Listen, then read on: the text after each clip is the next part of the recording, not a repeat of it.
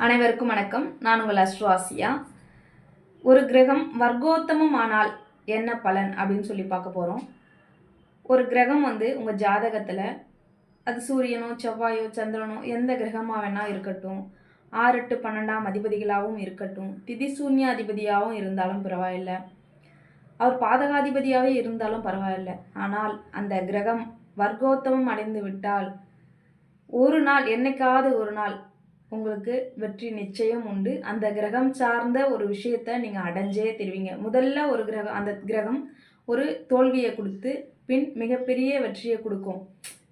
உதாரணத்துக்கு எப்படின்னு பார்த்தீங்கன்னா, ஒரு புத பகவான் உங்களுக்கு வர்க்கோத்தமம் ஆயிருக்காரு, அவர் பாதகாதிபதியாக இருக்காரு அப்படின்னு எடுத்துக்கோங்க. அந்த பாதகாதிபதிக்கான ஒரு பிரச்சனையை ஃபஸ்ட்டு கொடுத்துருவார் புதன். கொடுத்துட்டு பிறகு உங்களுக்கு பிஹெச்டி வரைக்கும் நல்ல படிப்பை கொடுத்துருவார். கல்வியில் நல்ல ஞானத்தை கொடுத்துருவார். மிகப்பெரிய ஒரு கல்வி நிலையை அடையணும் அப்படின்ற ஒரு அமைப்பு உருவாயிரும். படிப்பு இருந்ததுனாலே எல்லாமே பண்ணிடலாம். படிப்பு தானே எல்லாத்துக்கும் மூலாதாரம்.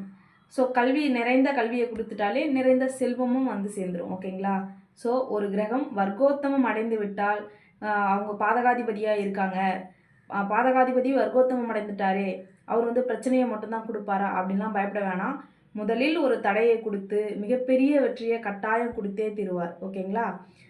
மீண்டும் மீண்டும் இதே போல் பல சுவாரஸ்யமான கிரக சேர்க்கைகளை பற்றி பார்ப்போம். நம்மளுடைய சேனலை சப்ஸ்கிரைப் பண்ணிக்கோங்க.